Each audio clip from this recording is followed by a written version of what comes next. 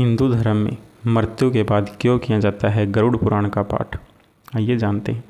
हिंदू धर्म जब किसी के घर किसी की मौत हो जाती है तो 13 दिन तक गरुड़ पुराण का पाठ रखा जाता है। शास्त्रों अनुसार कोई आत्मा तत्काल ही दूसरा जन्म धारण कर लेती है। किसी को 3 दिन लगते हैं, किसी को 10 से 13 दिन लगते हैं और किसी को 1.25 माह लगते हैं। लेकिन जिसकी स्मृति पक्की, मोह गहरा या अकाल मृत्यु मरा है तो उसे दूसरा जन्म लेने के लिए कम से कम 1 वर्ष लगता है। तीसरे वर्ष उसका अंतिम तर्पण किया जाता है। फिर भी कई ऐसी आत्माएं होती हैं जिन्हें मार्ग नज़र नहीं आता है और वे भटकती रहती हैं। गरुड़ पुराण में बताया गया है कि आत्मा लगभग 13 दिनों तक उसी घर में निवास करती है। ऐसी स्थिति में यदि घर में गरुड़ पुराण का नियमित पाठ किया जाता है तो इसके श्रवण मात्र से ही आत्मा को शांति तथा मोक्ष की प्राप्ति संभव हो जाती है। इसके अलावा इसमें जीवन से जुड़े 7 ऐसे महत्वपूर्ण नियम बताए गए हैं जिनका पालन प्रत्येक व्यक्ति को बड़ी ही सहजता के साथ करना चाहिए। सबसे पहले आइए जानते हैं गरुड़ पुराण क्या है। एक बार गरुड़ ने भगवान विष्णु से प्राणियों की मृत्यु, यमलोक यात्रा, नरक योनियों तथा सद्गति के बारे में अनेक गूढ़ और रहस्य युक्त प्रश्न पूछे। उन्हीं प्रश्नों का भगवान विष्णु ने सविस्तार उत्तर दिया। यह प्रश्न और उत्तर की श्रृंखला ही गरुड़ पुराण है। गरुड़ पुराण में स्वर्ग, नरक, पाप पुण्य के अलावा भी बहुत कुछ है। इसमें ज्ञान, विज्ञान, नीति, नियम और धर्म की बातें हैं। गरुड़ पुराण में एक और जहाँ मौत का रहस्य है, जो दूसरी ओर जीवन का रहस्य छिपा हुआ है। गरुड़ पुराण से हमें कई तरह की शिक्षाएं मिलती हैं। गरुड़ पुराण में मृत्यु के पहले और बाद की स्थिति के बारे में बताया गया है। यह पुराण भगवान विष्णु की भक्ति और उनके ज्ञान पर आधारित है।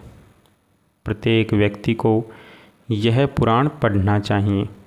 गरुड़ पुराण हिंदू धर्म के प्रसिद्ध धार्मिक ग्रंथों में से एक है। 18 पुराणों में से इसे एक माना जाता है। गरुड़ पुराण में हमारे जीवन को लेकर कई गूढ़ बातें बताई गई हैं जिनके बारे में व्यक्ति को ज़रूर जानना चाहिए। क्यों सुनाते हैं इसे मृत्यु के बाद गरुड़ पुराण को, आइए जानते हैं। पहली बात, गरुड़ पुराण में मृत्यु के पहले और बाद की स्थिति के बारे में बताया गया है, इसलिए यह पुराण मृतक को सुनाया जाता है। दूसरी बात, 13 दिनों तक मृतक अपनों के बीच ही रहता है। इस दौरान गरुड़ पुराण का पाठ रखने से वह स्वर्ग, नरक गति, सद्गति, अधोगति, दुर्गति आदि तरह की गतियों के बारे में जान लेता है। तीसरी बात, आगे की यात्रा में उसे किन किन बातों का सामना करना पड़ेगा, कौन कौन से लोक में उसका गमन हो सकता है, यह सभी वह गरुड़ पुराण सुनकर जान लेगा। चौथी बात, जब मृत्यु के उपरांत घर में गरुड़ पुराण का पाठ होता है तो इस बहाने मृतक के परिजन यह जान लेते हैं कि बुराई क्या है और सद्गति किस तरह के कर्मों से मिलती है, ताकि मृतक और उसके परिजन दोनों ही यह भली भांति जान लें कि उच्च लोक की यात्रा करने के लिए कौन से कर्म करना चाहिए। पांचवीं बात, गरुड़ पुराण हमें सत्कर्मों के लिए प्रेरित करता है। सत्कर्म और सुमति से ही सद्गति और मुक्ति मिलती है। छठी बात, गरुड़ पुराण में व्यक्ति के कर्मों के आधार पर दंड स्वरूप मिलने वाले विभिन्न नरकों के बारे में बताया गया है। गरुड़ पुराण के अनुसार कौन सी चीज़ें व्यक्ति को सद्गति की ओर ले जाती हैं, इस बात का उत्तर भगवान विष्णु ने दिया है। 7वीं बात, गरुड़ पुराण में हमारे जीवन को लेकर कई गुड़ बातें बताई गई हैं, जिनके बारे में व्यक्ति को ज़रूर जानना चाहिए। आत्मज्ञान का विवेचन ही गरुड़ पुराण का मुख्य विषय है। गरुड़ पुराण के 19,000 श्लोकों में से बचे 7,000 श्लोक में गरुड़ पुराण में ज्ञान, धर्म, नीति, रहस्य, व्यवहारिक जीवन, आत्म, स्वर्ग, नरक और अन्य लोकों का वर्णन मिलता है। 8वीं बात, इसमें भक्ति ज्ञान, वैराग्य, सदाचार, निष्काम कर्म की महिमा के साथ यज्ञ, दान, तप, तीर्थ आदि शुभ कर्मों में सर्वसाधारण को परवरित करने के लिए अनेक लौकिक और पारलौकिक फलों का वर्णन किया गया है।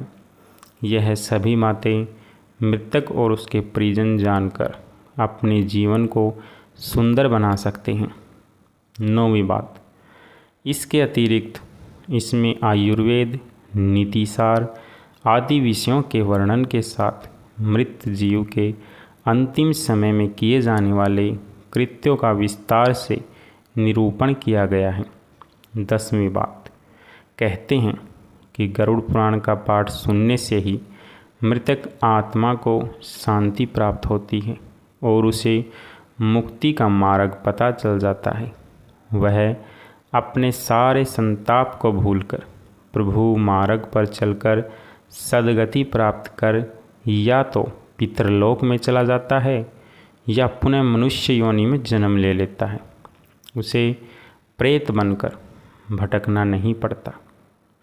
अब आइए जानते हैं नरक क्या होता है।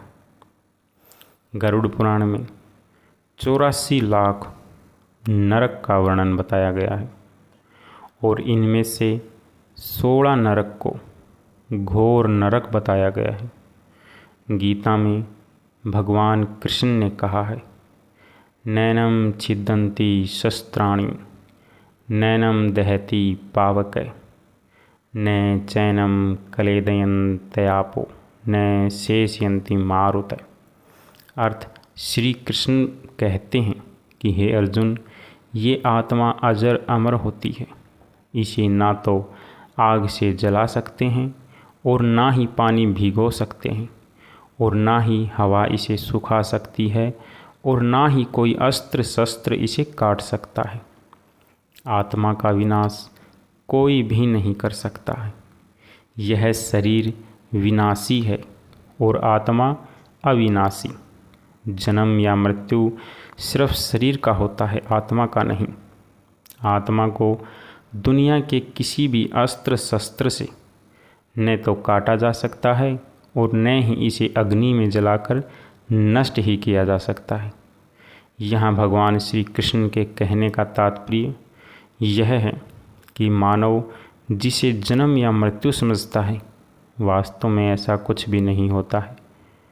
जन्म या मृत्यु सिर्फ इस नश्वर शरीर का होता है। आत्मा तो जन्म मृत्यु से परे है। आत्मा अजर अमर और शाश्वत होती है। इस बारे में कुछ विरोधाभास भी हैं। विरोधाभास कहाँ है, आइए जानते हैं। गरुड़ पुराण के अनुसार यमदूत मृतक को वैतरणी नदी पार कराते हैं, रास्ते में यातनाएं देते, फिर नरक में उन्हें उनके क्रम अनुसार सजाएं दी जाती हैं या फिर चित्रगुप्त उनके अच्छे कर्मों के अनुसार स्वर्ग में भेज देते हैं। इस्लाम में इसे जन्नत और दोजक कहा गया है। अंग्रेज इसे हेल और हेवन कहते हैं।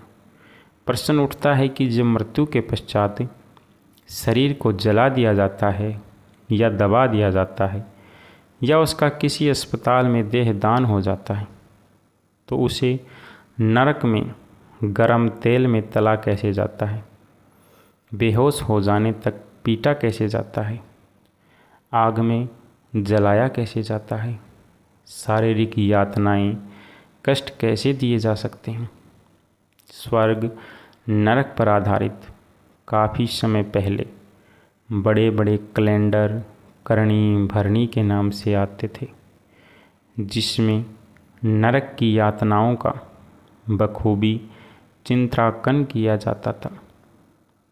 यहाँ गरुड़ पुराण तथा गीता में परस्पर विरोधाभास है।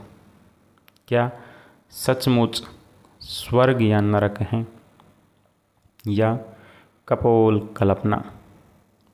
विज्ञान सारा यूनिवर्स खोज चुका है, कहीं कुछ नहीं मिला।